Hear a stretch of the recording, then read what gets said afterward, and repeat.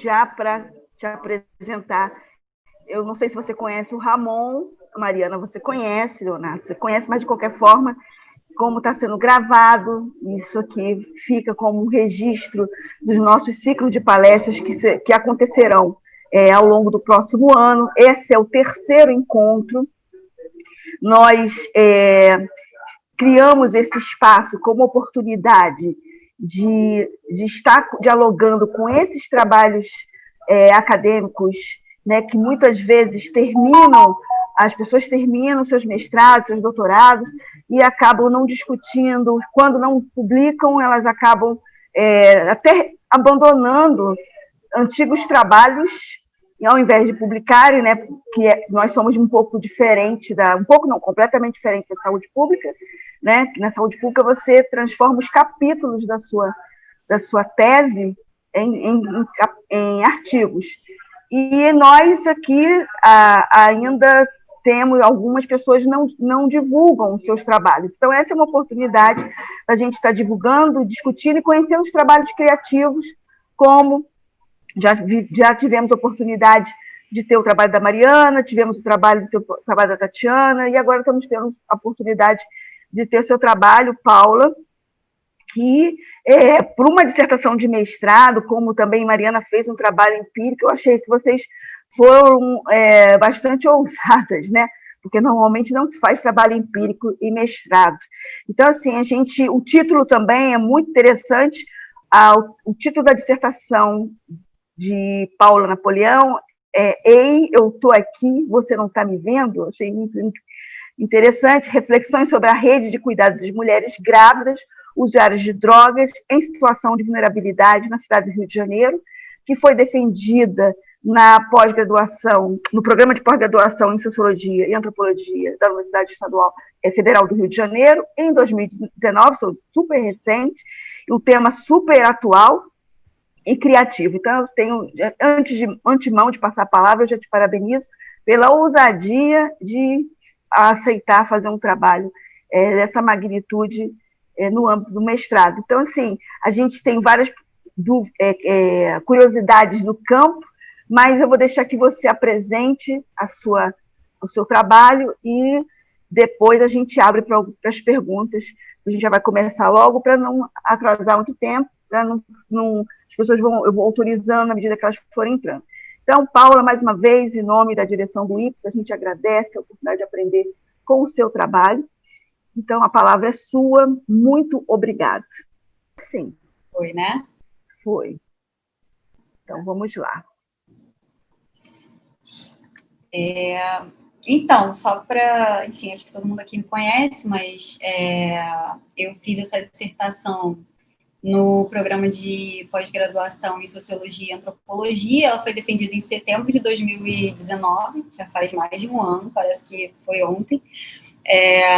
E eu fiz uma pesquisa, né, com mulheres. Na verdade, eu não pesquisei junto a essas mulheres, eu pesquisei a rede de cuidado de mulheres grávidas que usam drogas e que estão em situação de vulnerabilidade na cidade do Rio. Então, esse é o tema. E só para explicar, que a Deise comentou desse título, esse título foi uma fala de uma mulher para um profissional, né? Então, ela tinha sido levada pela equipe do consultório na rua, que eu também vou explicar um pouco do trabalho deles, para fazer um exame de pré-natal, né? E aí, chegando na clínica da família, o médico começou a conversar com o agente de saúde que estava acompanhando ela, fazer perguntas sobre ela para ele, né? Então, qual foi a última menstruação? Quanto tempo ela acha que está de gravidez? E como é que ela soube? E aí aquilo foi irritando ela e ela virou e falou: ei, eu tô aqui, você pode falar comigo? Você não tá me vendo? Então, acho que isso é muito expressivo, né? Porque, enfim, a gente vai falar um pouco sobre essa rede de cuidado, né? Mas acho que deixa explícito não só a situação de vulnerabilidade em que elas se encontram, mas a situação de invisibilidade, né? Então, mesmo que uma mulher né, grávida que use drogas ou esteja em situação de rua, ela chame atenção, porque ela chama atenção, né? A gente vê uma mulher assim na rua, a visibilidade acaba caindo para a criança, né, e não para ela. Então, isso ficou bem claro para mim conforme eu ia fazendo campo e desenvolvendo a pesquisa, e era só para explicar de onde é que eu tirei o título mesmo. O contexto da pesquisa, né, eu estava comentando com a Deise um pouco antes da gente começar, que o meu intuito era pesquisar as mulheres propriamente ditas, né, então eu tinha um projeto de política pública, a prefeitura tinha um projeto de política pública, e eu queria pesquisar esse projeto, porque era uma casa que acolhia mulheres nessa situação, enfim, era um projeto tido como inovador, porque tinha alguns preceitos, quando a gente fala de uso de drogas, que fogem um pouco ao senso comum, né? Então, era um projeto que dava assistência a essas mulheres, acolhia essas mulheres nesse espaço, era uma casa, né, com todas as características de uma casa, com cozinha, com banheiro, com berçário. Então, essa mulher ela tinha acesso a todos os tratamentos de saúde, ela tinha ali uma nutricionista para fazer o cardápio dela. Então, era um projeto mesmo de política pública, né, que era um piloto, então tinha o intuito de crescer e se consolidar enquanto política pública, né, só que isso não aconteceu. Logo que eu entrei no mestrado, eu já conhecia esse projeto quando eu estava na faculdade, eu conheci o projeto na faculdade, porque eu já trabalhava com esse tema também, e aí eu entrei no mestrado com esse intuito, meu projeto, quando eu entrei, tinha esse objeto, né, só que aí, enfim, depois acabou esse projeto, porque mudou a gestão da prefeitura, né, saiu o Paes e entrou o Crivella, e a visão do Crivella não que o Paes seja muito progressista, mas comparado ao Crivella, a gente pode considerar que sim, né. Então, o Crivella ele já fez uma série de ações que explicitam a visão que ele tem sobre usuários de drogas, inclusive autorizando a internação compulsória, que é uma questão que a gente pode discutir depois, mas é bastante problemático. E o projeto acabou, e, enfim, eu fiquei um pouco de mãos atadas, porque era o meu intuito pesquisar esse projeto, eu tinha muito interesse, porque para além da pesquisa acadêmica mesmo, eu admirava muitos profissionais que trabalhavam ali, eu via que era uma equipe muito comprometida com o que eles faziam, e aí o projeto acabou e eu me vi assim um pouco, né, o que eu vou fazer agora. E aí, enfim, com contatos com pesquisadores que estudavam esse tema, eu cheguei a uma amiga que estava estudando esse grupo, que foi o que eu acabei pesquisando, que era um grupo de profissionais, né, que fazem parte dessa rede de cuidado que a gente vai tratar. Então, eram psicólogos, assistentes sociais, enfermeiras, que trabalhavam em diversos equipamentos ali, né, da rede de atenção psicossocial, e que estavam no dia a dia cuidando dessas mulheres, médicos, inclusive, né. Então, era um fórum de debate totalmente autônomo, de profissionais que se dispunham a conversar sobre isso. Então, se chegava algum caso para, por exemplo, uma médica, né, do consultório na rua, eles se reuniam e debatiam esse caso, né, porque, enfim, é muito complexo. Então, acho que o fórum funcionava como um mecanismo, né, de troca e de tentar pensar como que a gente vai agir caso a caso, né, porque a gente vai ver que os casos são muito complexos, né. Então, o meu objetivo era entender como essa rede funcionava, como é que essa rede atuava, quais eram os desafios, né, e entender um pouco mais dessa questão do gênero e das drogas, né. Então, a gente tem uma série de especificidades desse grupo que devem ser levadas em consideração, né, quando a gente trata desse tema, e o meu objetivo principal era esse, era entender como é que essa rede atuava e os principais desafios, né, e daí uma série de outros objetivos menores que me levariam a isso. A metodologia, eu acompanhei essas reuniões ao longo de um ano, pouco mais de um ano, eram reuniões mensais, então toda segunda, terça, se eu não estou enganada, era terça. Segunda, terça do mês, essas mulheres se reuniam no centro da cidade do Rio, e eu estou falando mulheres porque eram mulheres mesmo, né? E isso também é uma coisa que a gente pode refletir sobre mais à frente.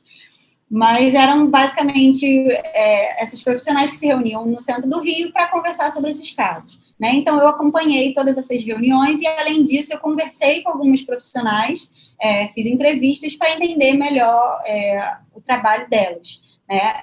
E só aqui para contextualizar, né, o contexto social, digamos assim, esse fórum ele surgiu da necessidade de tentar conter a judicialização compulsória, que é um conceito que eu vou desenvolver melhor depois, mas é basicamente porque essas mulheres, elas estavam sendo automaticamente separadas dos seus filhos, né? Então, uma mulher que estava em situação de rua, ou uma mulher grávida que estava ali em situação de vulnerabilidade, elas chegavam ao hospital, ou para fazer algum exame, ou para ter o filho, e eram separadas automaticamente dos seus filhos, era automaticamente mesmo. Às vezes elas chegavam no hospital para parir e nunca mais viam o filho, né? Tinham ali a criança e eram separadas assim, sem nenhum tipo de cuidado, de despedida, de conversa, de escuta.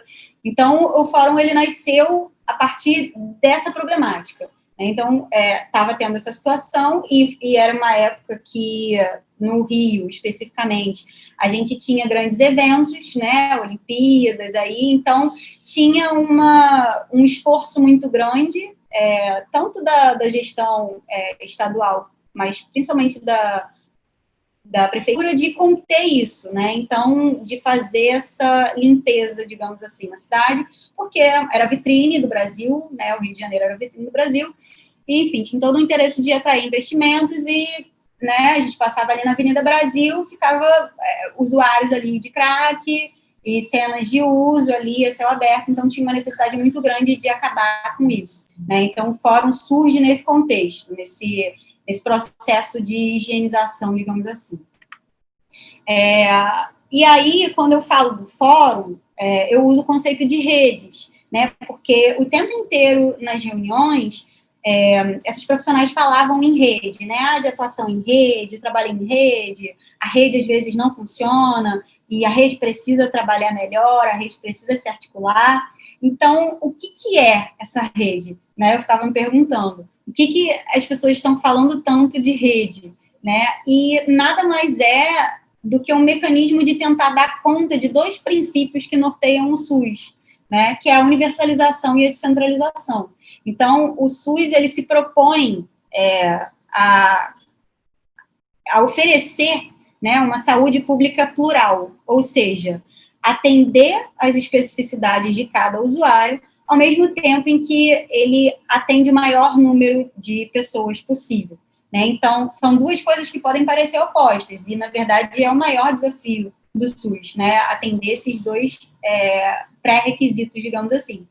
E a forma de fazer isso foi partir desse conceito, dessa atuação em rede, né? Então, ela foi necessária para dar conta desses dois princípios, né? Então, a concepção de saúde, inicialmente, né, no Brasil, era uma saúde voltada para sanar a doença, só isso, né? E aí a gente tem a expansão desse conceito de saúde a partir da reforma psiquiátrica, que foi o que gerou, digamos assim, foi motor dessas mudanças, né? Então, saiu de um conceito de saúde que era voltado para sanar essas questões de doença, e foi um conceito de saúde para englobar os aspectos sociais, né? Entendendo que a saúde, ela não é meramente física, ela tem uma série de outras implicações, ela tem uma série de outras causalidades, digamos assim, que precisam ser levadas em consideração, né? E a reforma psiquiátrica, ela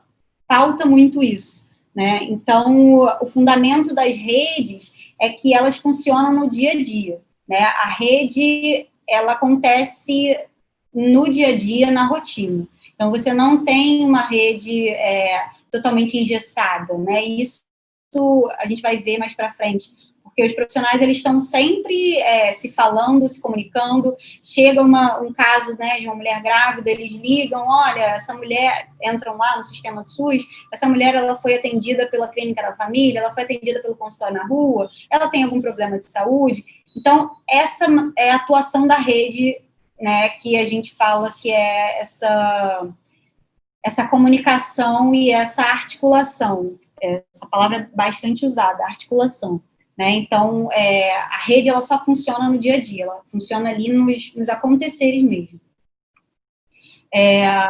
E a gente, para falar sobre abordagem, né, no tratamento de uso de drogas, no campo, a gente tem um embate que é quase automático, né? Então, a gente fala de tratamento de uso de drogas, automaticamente vem abstinência na nossa cabeça, né? Então, o usuário, ele precisa necessariamente cessar o uso para iniciar um tratamento. Então, isso é um pré-requisito nesse tipo de abordagem para que ele inicie um tratamento para aquele uso problemático, né? E hoje, o principal expoente, digamos assim, agora é uma política pública, né? Porque, enfim, a gente está dando financiamento governamental para que essas instituições existam.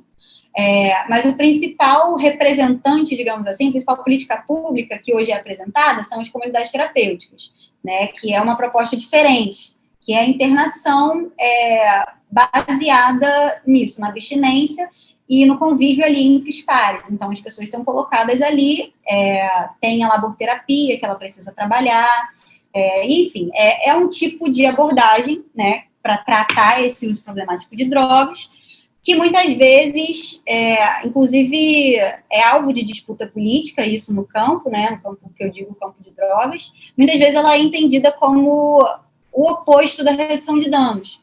E a redução de danos, tem muita gente que fala, a redução de danos é a pessoa, se ela quiser continuar usando drogas, ela pode continuar usando drogas, mas não necessariamente, porque a redução de danos, ela pode ter como um norte, né, como um objetivo futuro, que aquela pessoa cesse o uso de drogas.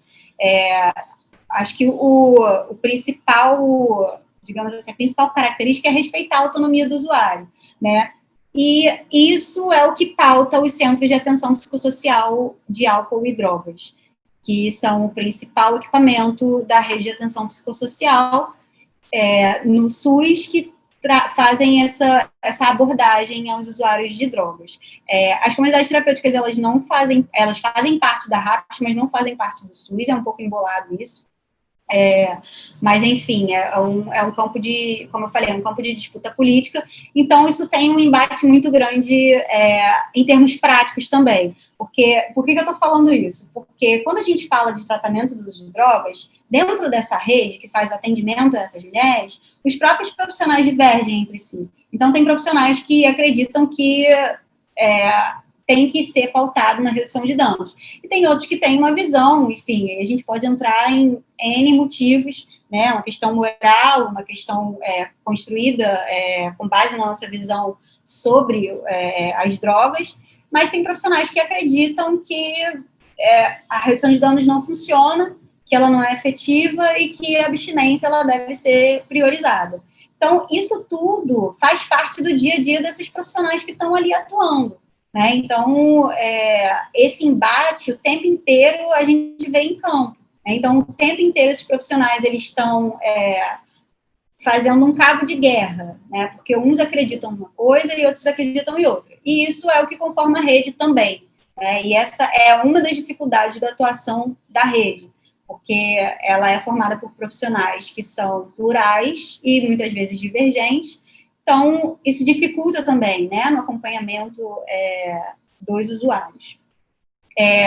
Dentro da rede de atenção psicossocial, né, que é essa rede de cuidado aos usuários de drogas, a gente tem uma rede de atenção que é formada por arranjos de governanças para prover esse cuidado. Né? Então, esse cuidado que a gente fala basicamente administrar a vida por meio dessas gestões intersetoriais. Então, a rede vai fazendo uma série de costuras, né, entre esses equipamentos que estão ali fazendo o acompanhamento dessas mulheres, para cuidar desses casos. Né? E a RAPS, que é essa rede de atenção psicossocial que eu estou falando, nada mais é do que serviços que vão desde a atenção básica até a alta complexidade.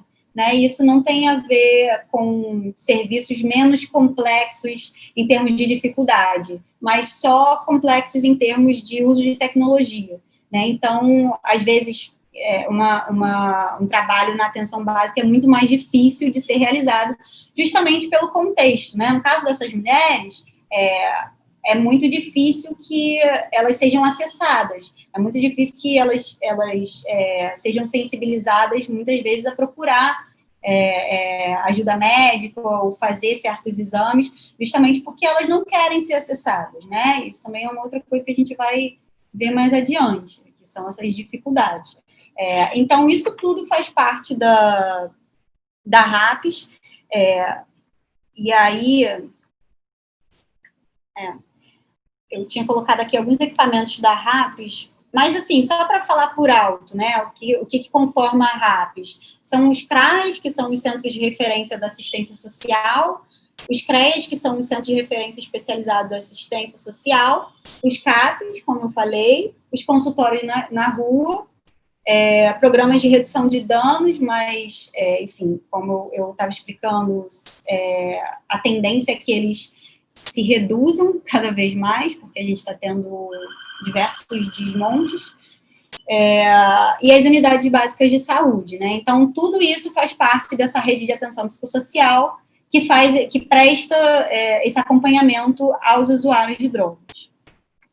E aí, por que eu tô falando, eu estou jogando algumas questões, mas depois elas vão fazer mais sentido quando forem colocadas juntas. Olhando agora para o público, né, que é atendido por essa rede, um dos públicos, que foi o alvo da minha pesquisa, a gente tem as mulheres, né, então, mulheres que usam drogas, que estão em situação de vulnerabilidade, enfim, aí pode ser uso problemático ou não, tá?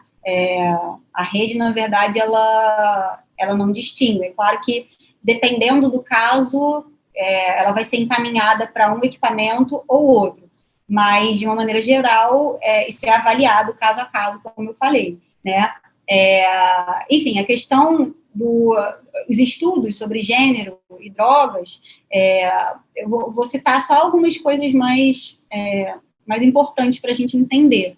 Mas a gente tem esse fenômeno dos crack babies, né, que é num contexto norte-americano. Então, a gente tem a explosão nos Estados Unidos, nos anos 90, do uso de crack, tem uma atenção muito voltada para esse tema, né, e aí, enfim, foi gerado todo um alarde social e moral sobre isso, e eram basicamente as mães que, né, usavam drogas e usavam especificamente o crack, que tem esse apelo muito grande moral, eram entendidas como uma ameaça social, né? E aí, a esses bebês, aos frutos, né, do crack, como eles eram entendidos, aos bebês do crack, era atribuída essa baixa intelectualidade, tendências criminais. Então, assim, era como se aquela criança já nascesse fadada à criminalidade e ao fracasso.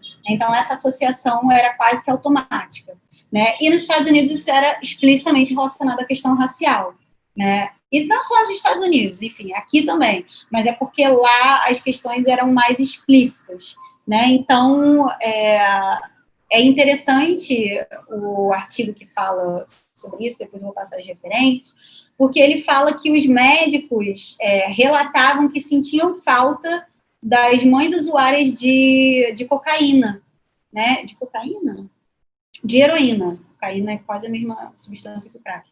Mas de heroína, porque pelo menos as mães que eram viciadas em heroína, viciadas, né, um termo que se usa normalmente, elas conseguiam ainda amamentar os filhos, e essas mães que usavam crack não eram incapazes até disso, né? Então, a imagem dessas mulheres, né, usuárias, que estão ali em situação de vulnerabilidade, negras, né, em sua maioria, isso não só nos Estados Unidos, mas aqui, elas quebram essa imagem de feminilidade, de sexualidade, de maternidade, né? Então, a partir do momento que você vê uma mulher nessa situação, você automaticamente pensa, nossa, mas como que aquela mulher foi engravidar, né? É um absurdo, é uma irresponsabilidade, é uma sexualidade errada, e esse é um conceito que uma antropóloga usa, né? E aí eu peguei emprestado, digamos assim, para olhar para o meu objeto. Ela usa em outro contexto, ela usa no contexto de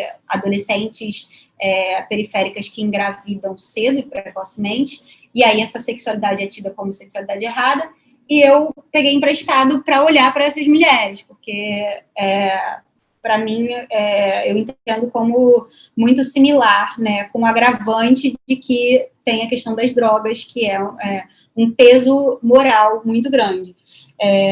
Então, essa figura imaculada, né, esse ideal materno, de que a mulher necessariamente tem que ter filho, de que ela só é plenamente realizada quando tem que ter filho, ele é invertido, né, quando a gente olha para essas mulheres. Porque, ao contrário, é que é absurdo essa mulher, primeiro, ter relações desprotegidas e colocar um filho no mundo, né? Então, isso é entendido como um descontrole total sobre os próprios corpos, né? E aí, enfim, isso também é uma outra questão que a gente pode problematizar, porque tem pesquisas, na verdade, agora tem muitas pesquisas antropológicas sobre isso, né? Que falam sobre a capacidade dos usuários de drogas de ter autonomia e de ter decisões, né?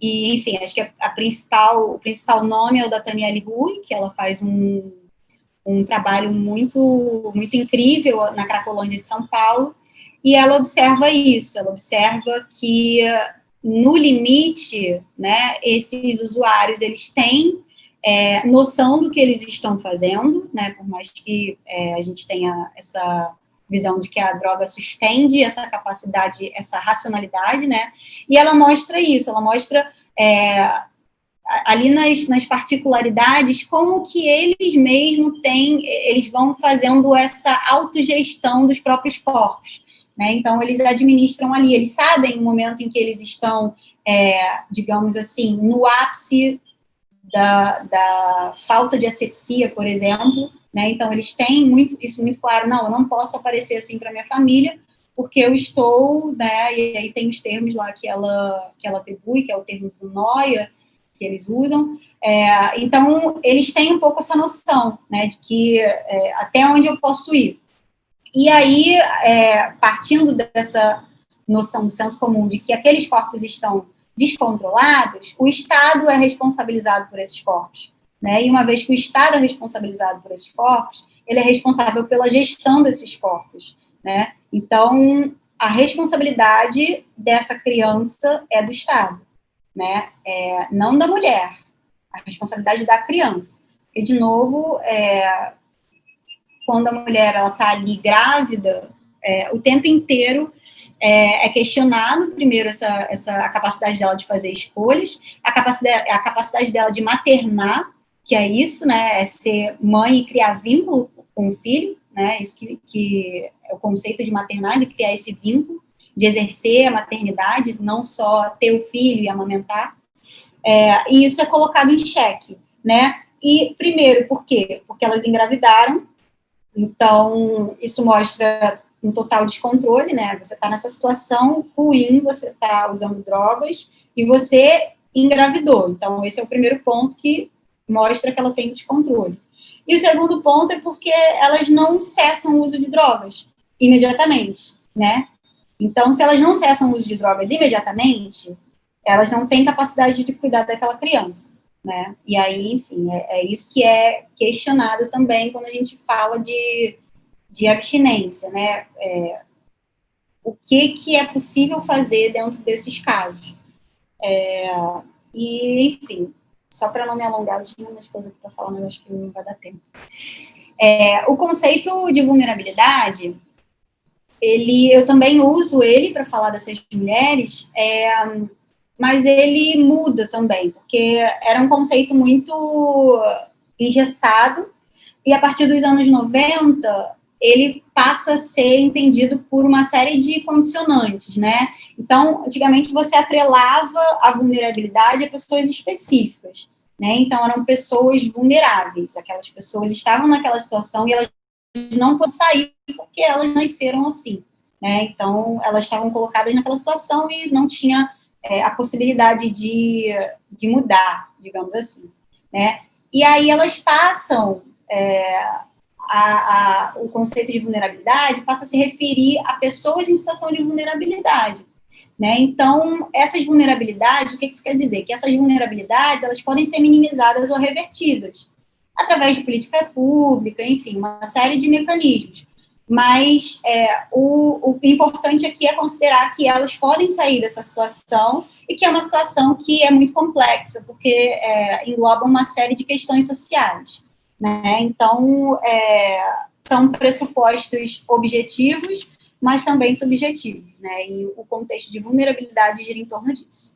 E aí o atendimento que é feito a esse público específico, ou seja, essas mulheres que a gente estava falando, né, da sexualidade errada, que estão em situação de vulnerabilidade, ele é feito através dessa rede de cuidado, né? Então, esse foi um esquema que eu montei a partir do que eu observei em campo, né? E que, assim, é um esquema que ele não é fixo, ele é totalmente flexível, e não quer dizer que essas mulheres vão passar por todos esses equipamentos, né? Quer dizer que esses equipamentos, muitas vezes, estão presentes na vida dessas mulheres. Então, essa rede, ela tem como objetivo cuidar dessa mulher, né? E aí a gente pode também pensar o que é esse cuidado, que é a reflexão que a gente vai fazer no final da minha explanação. Mas, de uma maneira geral, a gente tem consultório na rua, que é esse equipamento que ele vai até as pessoas, né? Ele vai até essa população que muitas vezes está em situação de rua, que na maioria das vezes também usam drogas, mas não necessariamente.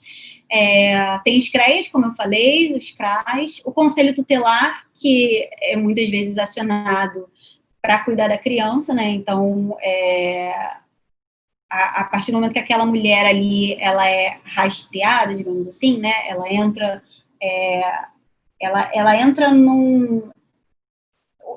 são gerados alguns rastros dela dentro dessa rede, né? E aí, em muitos casos, o Conselho Tutelar é acionado por conta da criança, né? Vamos proteger a criança. A Defensoria Pública, porque tem alguns casos também que envolvem adoção e ela pode acionar a Defensoria Pública, apesar de muitas não saberem disso. As maternidades, que têm um papel muito importante nessa rede, né?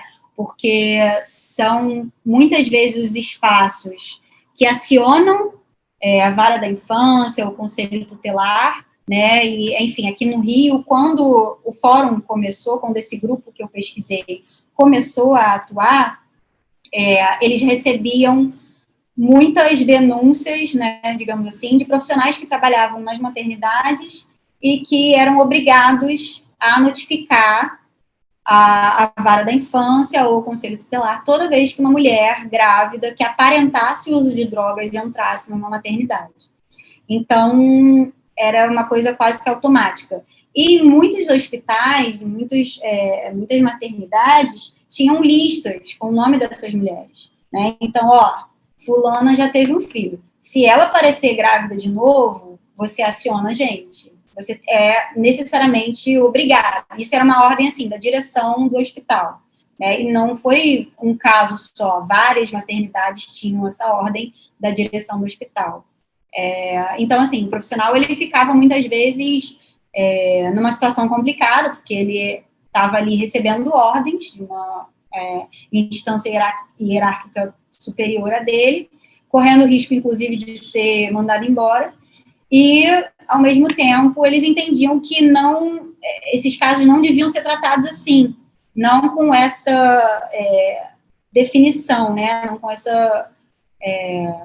de maneira tão engessada e tão pouco humanizada, né? Então, assim, esses profissionais que eu conversei, obviamente, era uma parcela, digamos, menor de toda a rede, né? Que tinham um olhar mais humanizado para essas mulheres, né? Então, eram profissionais que iam na contramão dessas ordens, digamos assim, que muitas vezes partiam da direção do hospital. E aí eles criavam um mecanismo para meio que burlar isso, né? E eu vou falar um pouco mais disso adiante.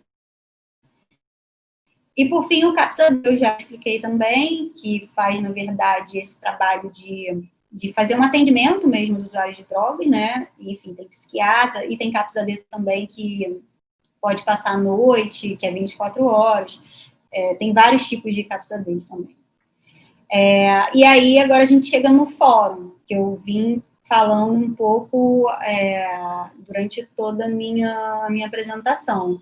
Como eu falei, ele é composto, né, por profissionais diversos, né, então a gente tem psicólogos, assistentes sociais, médicos, enfermeiros, terapeutas ocupacionais, todo mundo que trabalha na rede e que, de alguma forma, tinha contato com esses casos mais delicados, né, esses casos dessas mulheres que chegavam com uma gravidez, desejada ou não, e não sabiam muito como atuar, né, que mecanismos usar e como encaminhar aquele caso, né. Então, basicamente, eram reuniões em que casos eram discutidos, né? Então, esses profissionais se reuniam ali. É importante frisar que era um espaço totalmente orgânico, eles não tinham nenhuma obrigação de fazer essas reuniões, eles fazem, né, porque querem, fazem porque entendem que é importante articular melhor essa rede. É um mecanismo totalmente informal, porque não é vinculado a nenhuma instituição, enfim, não tem... Começou, na verdade, como um grupo de trabalho e depois virou um fórum, que é uma coisa maior. É aberto a quem quiser ir assistir reunião e, enfim, participar. Recebe muitos pesquisadores, inclusive. Acho que quando eu estava pesquisando, tinha outras 2 pessoas também pesquisando de áreas diferentes, assim, né? Acho que uma era de saúde pública,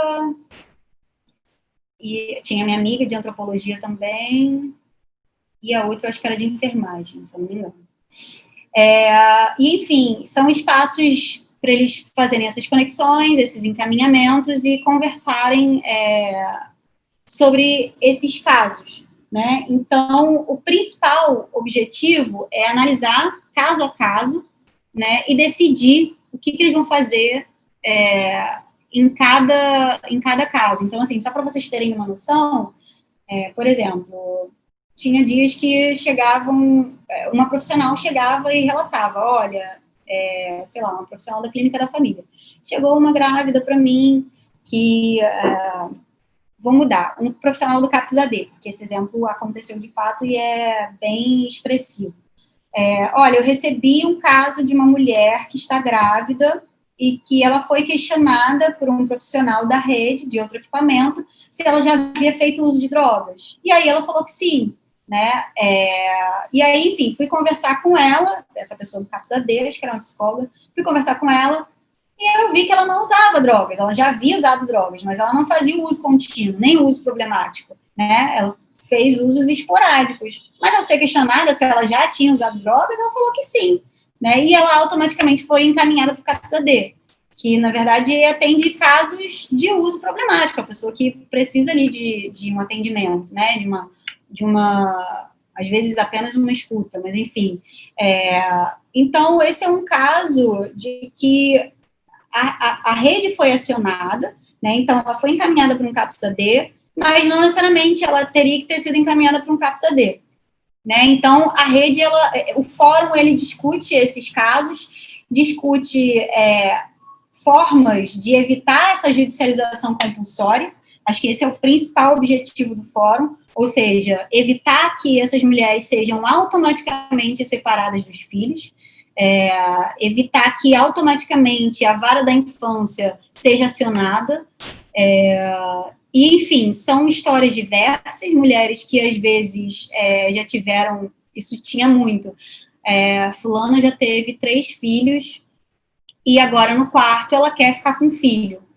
Ah, mas o que leva essa mulher a querer ficar com o filho? Uma série de questões, né? Às vezes, ela está num contexto de vida diferente, isso era muito falado, ela tinha um trabalho, né, fazia uns bicos, tinha um lugar que ela morava, tinha um companheiro e agora ela queria ter esse filho, mas isso não era levado em consideração, né, nesses casos em que a vara da infância era automaticamente acionada. Então, o fórum, ele trabalhava para olhar para esses casos minuciosamente, para olhar para esses casos e entender e como fazer isso de uma maneira não traumática, né? Porque, enfim, tem muitos casos que eram muito complicados e que realmente, por mais que a mulher quisesse, não tinha condições de ela ficar com o filho, né? Eu acho que o intuito não é isso, não é fazer necessariamente a mulher ficar com o filho, mas é respeitar o poder de escolha. E caso ele não possa ser feito, não possa ser colocado em prática, que essa separação seja feita de uma maneira menos traumática para aquela mulher, né? Então, acho que é esse o objetivo e é isso que seria entendido como a judicialização compulsória. Como eu falei, eles fazem análise de cada caso e agora, acho que entra a reflexão mais bacana de ter feito na pesquisa, né, que a gente está se encaminhando para o final, falar que esses profissionais, né, atuam nos limites do cuidado. Porque o cuidado é aquilo, né, que eu falei, de tentar gerir, prover ali atenção e acompanhamento, mas, ao mesmo tempo, quando você está provendo cuidado, você está gerando registros dessa mulher. Você está acessando essa mulher. Então, você está inserindo ela no SUS, né? Você está fazendo com que ela seja notada, né? E muitas vezes é exatamente o contrário do que ela quer. Então, como você atua no limite, né? Como você vai prover cuidado e vai garantir o que o SUS preconiza, que é essa universalização, o acesso a todos os serviços de saúde, a todas as pessoas, respeitando essas particularidades. Então, como eu encaminho uma mulher para fazer o pré-natal, ou como eu levo o pré-natal a essa mulher, e isso não é incomum, né? Quando eu estava fazendo a pesquisa, tinha um caso de uma menina que morava numa ocupação no centro do Rio, e que, enfim, ela já estava grávida, descobriu a gravidez já no 5º mês, alguma coisa do tipo, e o consultório na rua fez todo um trabalho de tentar sensibilizar ela para levá-la para uma clínica da família e fazer o pré-natal. Mas ela não queria, né? Não quero, não vou fazer e vão tirar meu filho de mim. E aí o consultório na rua fez o pré-natal dentro da ocupação. A médica do consultório na rua foi lá e fez nas situações assim mais adversas, no contexto mais adverso. Então, eu acho que é esse limite do cuidado que a gente fala, né? De, ao mesmo tempo em que eu estou gerando registros daquela mulher, ao mesmo tempo que eu estou provendo cuidar daquela mulher, eu estou gerando registros dela, que é exatamente o que ela não quer. Ela não quer ser acessada, né? Ela não quer, e assim, às vezes para acessar determinados serviços, isso era mais comum antigamente. Hoje em dia já não é tão essencial, mas as pessoas precisavam de uma identidade para fazer determinados exames no SUS, né? E aí, como você fala para uma pessoa que está em situação de rua, que não tem documento, que ela precisa tirar uma carteira de identidade? Então, tinha todo esse trabalho, e aí, de novo, está gerando, né, é como se estivesse dizendo para o Estado, ei, eu estou aqui, eu estou aqui, me nota e, né, tô tudo errada, na cabeça das mulheres. E muitos profissionais falavam que essa era a principal dificuldade, justamente porque eles não podiam garantir que essa mulher não ia ser criminalizada e não ia ser afastada compulsoriamente do filho, né, que era uma coisa que... E às vezes não é que ela quisesse ficar com o filho, ela só não queria ser afastada dessa forma, né.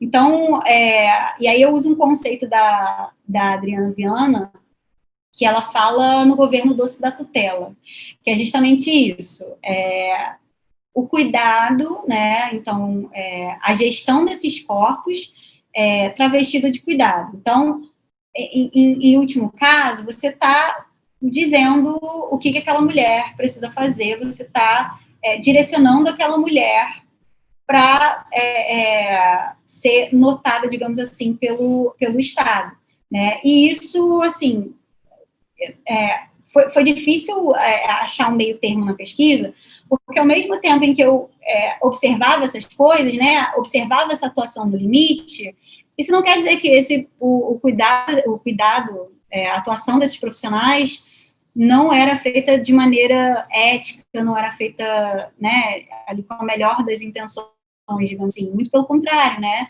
é justamente isso, aquelas pessoas estavam dispondo de um tempo livre, que elas não precisariam trabalhar, estavam ali se reunindo para discutir esses casos, né, mas tem essa contrapartida.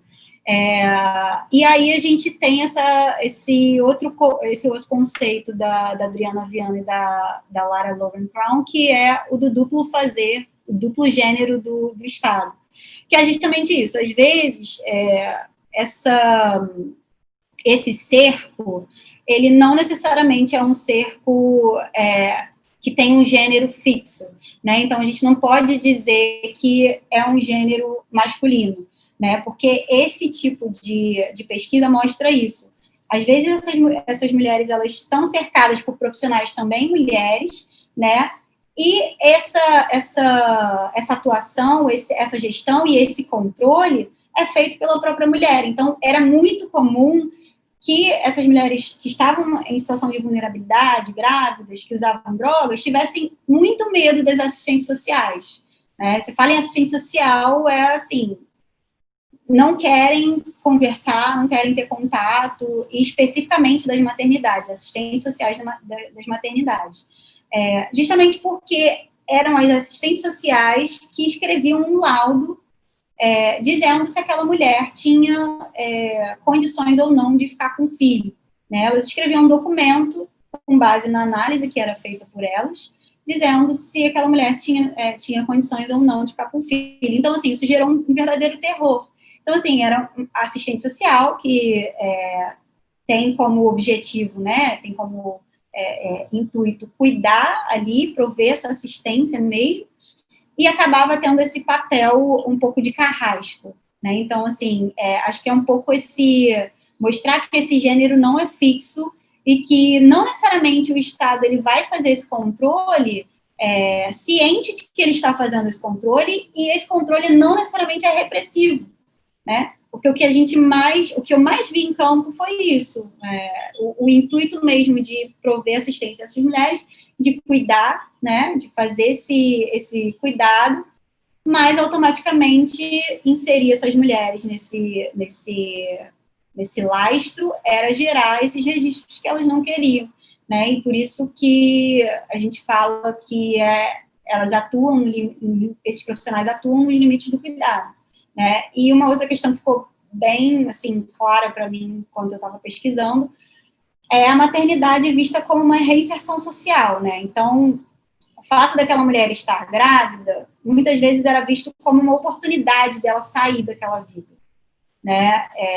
Isso é uma visão estereotipada, é uma visão que parte do que a gente entende como que é o dever, né, da mulher de ter um filho, de maternar, e, enfim, só para mostrar que esses profissionais não estão imunes a isso, né, então, é um espaço de debate, é um espaço de articulação, mas o tempo inteiro essa questão do controle dos corpos e da gestão ali, do controle social mesmo, aparece mesmo que travestida dessas ações de cuidado e, enfim, de acesso a essas mulheres, né? Então, acho que essa foi a maior reflexão que eu fiz, né? E aí, enfim, essa autora, aí partindo para as considerações finais, ela também fala sobre isso, só que ela não fala especificamente do caso das mulheres, ela fala do caso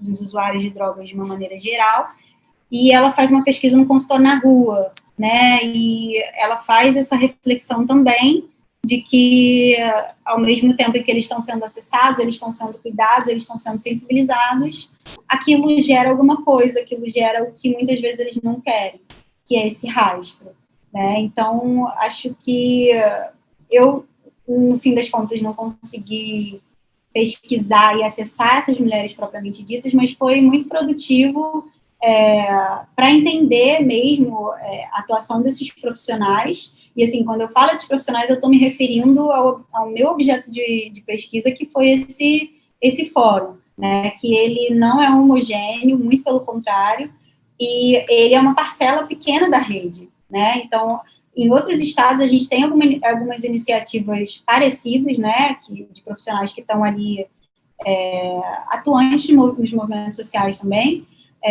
e que tem esse olhar um pouco mais humanizado para esses casos, mas é isso, a rede não é homogênea, e ela está o tempo inteiro em embate, e as dificuldades são essas. Primeiro porque é muito difícil você garantir que a saúde, né, que é o intuito do SUS, que a saúde chegue para todo mundo e respeite as particularidades de cada um, e ao mesmo tempo que você consiga prover esse cuidado de uma maneira humanizada, né? Então, acho que o que eu tirei, assim, de maior lição da pesquisa foi isso. Eu deixei, depois no doutorado, quando a gente faz a pesquisa, a gente vai pensando em outras coisas que a gente podia ter aprofundado, né? Eu acho que eu poderia ter aprofundado mais a minha reflexão sobre cuidado, a minha reflexão sobre saúde mental, e, enfim, fica aí pro doutorado também. Acho que eu poderia também ter me aprofundado nesses documentos que são gerados por esses profissionais, né?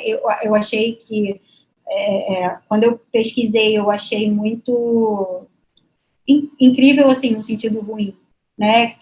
Um laudo que atestasse se aquela mulher é capaz ou não de cuidar de um filho, né? E aí, enfim, acho que pode ser feita uma pesquisa só sobre isso. Mas é isso, acho que eu consegui trabalhar com o que eu tinha, e acho que é um tema muito urgente mesmo. Em tempos de pandemia, eu imagino que isso esteja, assim, muito pior, que isso tenha se acentuado muito, né, porque não só por conta da pandemia, mas por conta da gestão municipal, principalmente, né, do Crivella autorizar internações compulsórias, enfim, sem nenhum tipo de reflexão mais aprofundada sobre isso. E eu acho que é um tema fundamental. É claro que quando a gente faz pesquisa, a gente sempre acha que o nosso tema é fundamental, né, que o nosso tema é super pertinente, mas eu acho que o meu intuito era dar um pouco de visibilidade a isso, né, porque quando eu apresentei, e enfim, já escrevi alguns textos sobre alguns artigos sobre a pesquisa, e eu ouvi de muita gente, nossa, não fazia ideia que isso acontecia, nossa, não tinha ideia, mas como assim, gente? Assim, um universo totalmente novo. Então, assim, eu acho que se eu conseguir despertar um pouco desse interesse, né, nas pessoas, eu acho que, enfim, a pesquisa obviamente valeu a pena, porque eu acho que o intuito da pesquisa, no fim das contas, é esse, né? Mas, enfim, agora eu abro também para perguntas, se vocês tiverem alguma questão sobre o campo. Obrigada, Paula. Muito obrigada. Eu queria abrir problematizando essa própria problemática que você trouxe do cerco, né, e o cuidado, pensando a partir que você pegou esse fórum, pelo que eu entendi, né, ele tem uma visão mais humanizada, daí o motivo deles se reunirem para discutir caso e caso. Quais são os mecanismos que esse fórum tem para sensibilizar outros atores da rede para poder ter consciência desses dilemas? Porque pode ser que eles nem tenham sequer consciência de que isso aconteça, né? E daí acabam reproduzindo todas essas questões que você trouxe, porque isso está dentro de uma consciência social, né, ainda fundamentada, bastante conservadora, mas que o tempo todo esse Estado conservador vem reproduzindo isso, como você vê, a assistente social, que era para ser vista como aquele que acolhe, mas é visto como o contrário, assim, o que esse fórum faz para incluir ou para sensibilizar o restante da rede, além de discutir caso e caso, para dar esse apoio direto? E segundo, a minha outra pergunta, que eu fiquei curiosa, foi para entender quais são os dilemas além do que você observa, que você já levou, né? Você tinha um pressuposto de que havia essa questão do uso do corpo, né? Que são questões clássicas na sociologia de gênero, né? Então a gente sabe como é que a apropriação do Estado desse corpo, definir como a mulher vai ou não vai usar o corpo dela, se ela vai ou não vai ficar grávida, até a própria concepção de gravidez, né? Como reinserção, todas essas questões são pautadas nessa literatura de gênero e sexualidade. Então, assim, então você levou isso e você confirmou na medida que você foi desenvolvendo seu campo. Mas existiram outros dilemas que você identificou, que não está na literatura, mas que você identificou e foi trazido no âmbito dessas discussões que você acompanhou do fórum? Quais são as dificuldades que elas enfrentam para trazer essas pessoas, ou essa rede, mais numa perspectiva mais humanizada? Existiu algum ponto específico que você não estava, que você não tinha posto já como pressuposto, que você foi verificar e acabou confirmando muitos deles, né?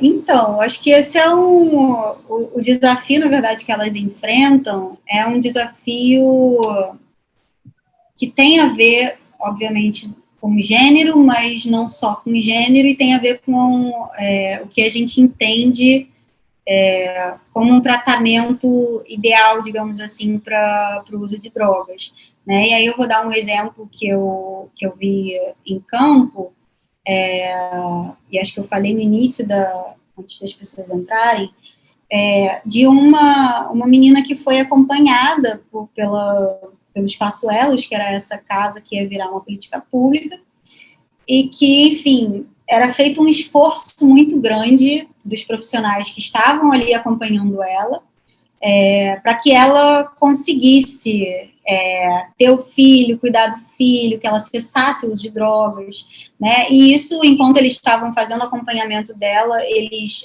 verificaram que ela diminuiu bastante o uso, né? E, enfim, ela mesma lembrava o dia de fazer o pré-natal, hoje eu tenho consulta, eu tenho, né, tenho que ir tal médico. Então, assim, isso gerou muita expectativa nesses profissionais, né? E aí, estou falando isso porque você perguntou dos dilemas, e esse dilema acabou sendo, eu acabei absorvendo também, né?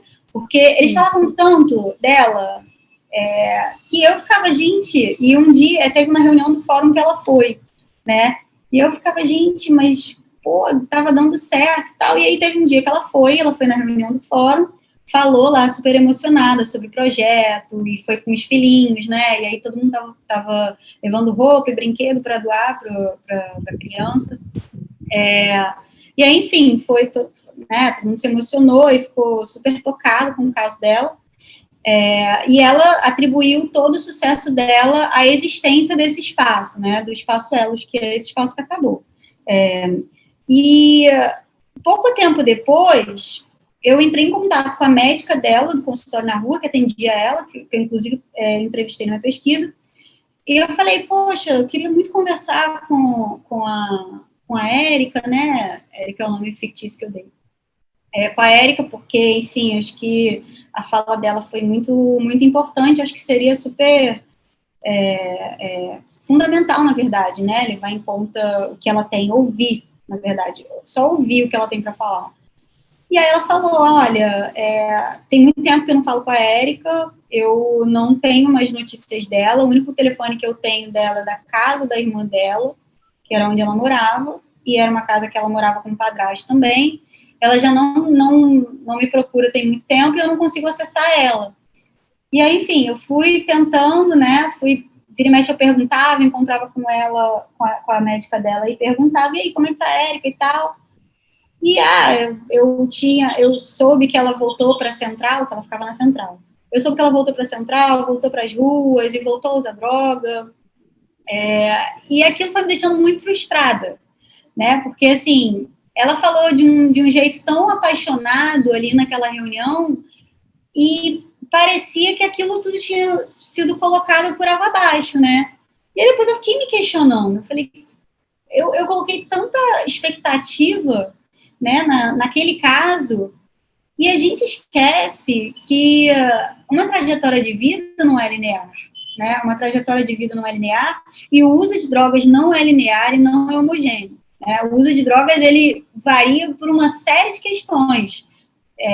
Pode ser influenciado pelo teu contexto familiar, pelo teu contexto emocional, pela tua saúde, pode ser influenciado por uma série de questões, né? No caso dela, enfim, eu posso falar por ela, que o fato dela ter voltado para um espaço ali, né, de violência, que ela sofria violência dentro de casa também, né, e o padrasto dela usando drogas, e, enfim, não tendo mais acesso a esse projeto de política pública, a esse espaço, isso fez com que, né, ela tivesse o que chamam de recaída, né, e aí eu fiquei pensando muito nisso.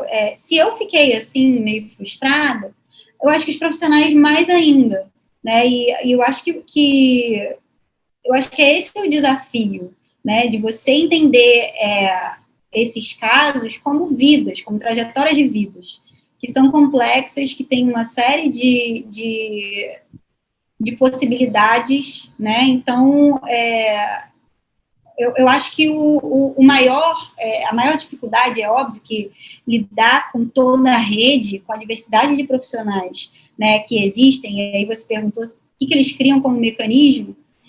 Eles não criam mecanismos com esses outros profissionais, porque eu acho que tem um limite também. Eu acho que tem, assim como, né, na sociedade de uma maneira geral, isso se espelha, obviamente, nas profissões. Mas tem profissionais que são mais sensíveis, que têm um olhar mais humanizado, e tem outros que não. E isso é totalmente influenciado pela forma como a gente enxerga as drogas, né, pela nossa política de drogas atual, né? E esse é um dos desafios da redução de danos.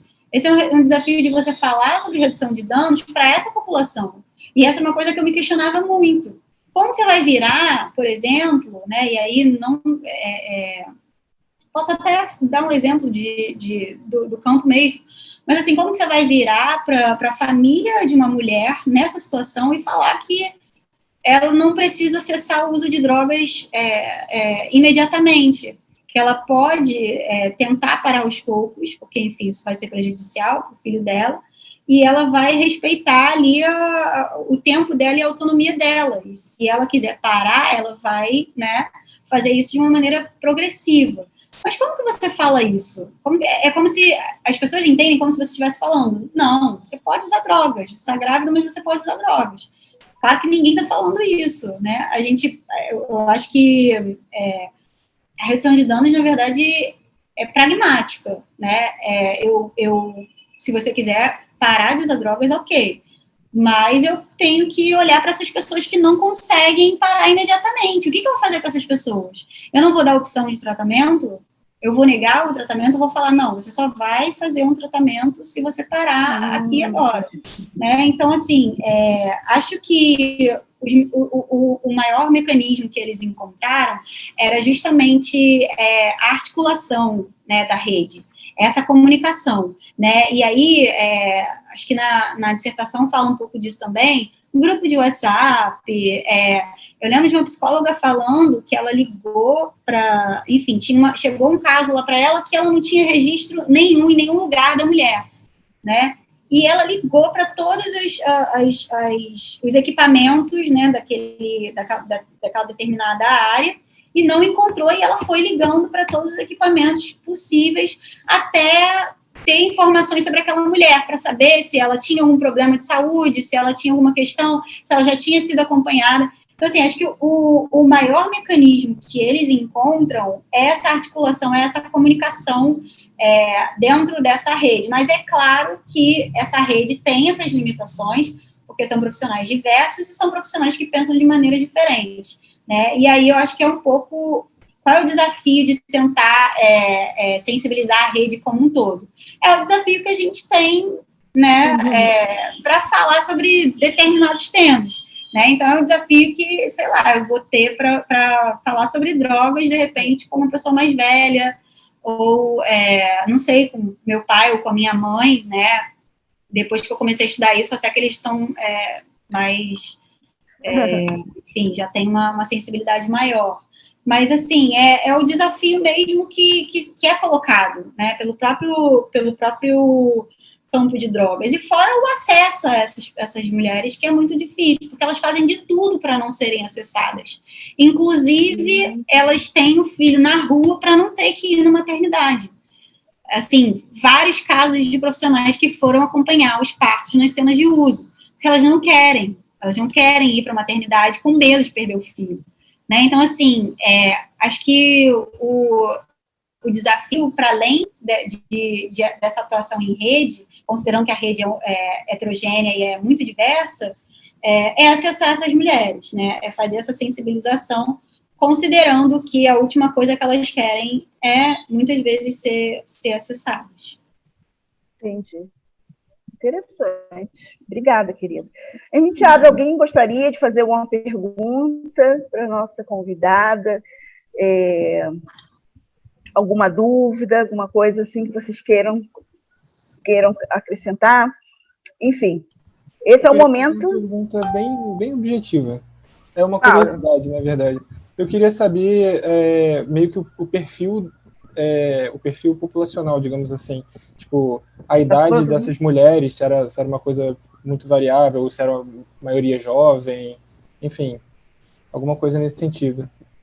Não tem pesquisa sobre isso, né? Porque tem uma dificuldade muito grande. Acho que alguns lugares chegaram a fazer censos da população em situação de rua, mas é aquilo, é o que eu falei em algum momento, né, da apresentação.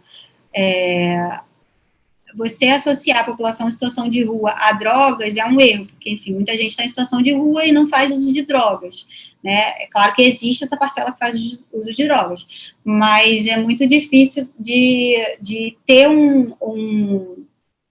algum tipo de perfil traçado justamente pela dificuldade de acesso a essas mulheres. Mas, assim, o que eu vi em campo, eu posso falar pelo que eu vi em campo, e as histórias que eu ouvi, são mulheres jovens, bem jovens, na verdade, enfim, são gravidezes que muitas vezes precoces, né? A maioria negra, que é o que a gente vê nas cenas de uso também, né? E é isso, mulheres que às vezes têm vínculo com a família, às vezes não tem, é muito heterogêneo mesmo, né? Porque às vezes elas até têm vínculo com a família, mas elas não querem ter esse vínculo. Né? Elas passaram por alguma situação, elas saíram de casa por alguma violência, então às vezes ela tá na rua não porque ela quer, mas porque ela precisou sair. Né? Ela até tem para onde ir, ela tem uma casa que poderia acolher ela, mas ela não quer voltar, porque, enfim, tem relação conturbada com o pai, com a mãe, ou com algum outro parente. Então, assim, isso não é raro, mas é isso, é muito difícil traçar um perfil. Eu estou falando pelo que eu vi, pelos casos, assim, que apareciam sempre, e é isso, são mulheres que muitas que estão em situação de ruas, mas não são todas, e muitas que, isso também é importante, muitas que usam drogas, mas de maneira não problemática, assim, não é uso contínuo, nem nada do tipo, mas é claro que a gravidez é um agravante, né, porque, enfim, qualquer uso de drogas na gravidez é uma questão a ser evitada, digamos assim, mas esse uso não era necessariamente problemático, mas por estarem grávidas em situação de rua e vulnerabilidade, isso ficava mais aparente, né? Na verdade, isso sobressaía a muitas outras coisas, porque acho que quando a gente começa a estudar, né, o uso de drogas e tal, a primeira coisa que enfim, todos os pesquisadores de ciências sociais e da sociologia, antropologia, o que eles falam é que a droga não é o centro da questão, né? A droga é uma questão secundária, né? Então, antes da droga, vem uma série de outras questões que conformam essa situação de vulnerabilidade que a gente estava falando. E que essas vulnerabilidades podem ser amenizadas, muitas vezes, né? Por meio de políticas públicas, enfim, investimentos em programas sociais. mas a questão das drogas acaba se sobressaindo. E aí é por isso que no título da dissertação eu deixo bem claro que são mulheres que fazem uso de drogas. Eu não coloquei uso problemático, porque não necessariamente é uso problemático, mas que estão em situação de vulnerabilidade, né? Então, é esse grupo bem específico, que e que passa por essa rede, né? E, às vezes, ela passa por essa rede, passa por algum equipamento que trata esse uso de drogas sem precisar, né? Sem precisar, o caso daquela moça que eu citei, que ela foi encaminhada para o CAPS-AD e não fazia uso problemático. Então, enfim, só para falar que é um público muito diverso e realmente eu não sei nem se tem como mapear isso, né, quantificar. Tem pesquisa, né, nacional sobre crack, levantamento, que fala um pouco sobre esse público, e é isso, pessoas jovens, público majoritário masculino, né, eu peguei o caso das mulheres, mas as mulheres não são majoritárias nesse recorte, né, do uso de drogas, das cenas de uso, mas é um público muito específico, né, então fica até difícil de traçar um perfil, alguma coisa do tipo. Eu falo mais assim com base no que eu vi em campo mesmo. E o fórum também não tem, né, Paula, uma notificação dos casos de atendimento. Não, o que eles têm algumas maternidades fazem essa quantificação, e aí eles têm uma noção, né, de que quantas mulheres passaram pela, sei lá, maternidade de Bom Sucesso, né, do Hospital Geral de Bom Sucesso. Eles tinham essa sistematização, né, de quantas mulheres nessa situação tinham passado por ali, então eles faziam esse acompanhamento ano a ano, mas era uma coisa interna, que era uma iniciativa dos próprios profissionais, não era uma ordem nem nada do tipo, né, e eles circulavam entre eles mesmo, não era uma coisa que era assim para fora, nem usado para nenhum fim, e que no fórum isso era usado um pouco para ter, digamos assim, para medir a eficácia da atuação deles. Então, não a eficácia da atuação, mas assim, para tentar fazer um diagnóstico da situação, né? E aí eu lembro quando eu estava pesquisando, teve uma diminuição desses casos. E aí eles falavam, gente, essas mulheres não estão chegando na maternidade. E aí, por que elas não estão chegando na maternidade? Tipo, uma das hipóteses que eles levantaram era essa questão de que as mulheres não queriam chegar na maternidade para não perder os filhos.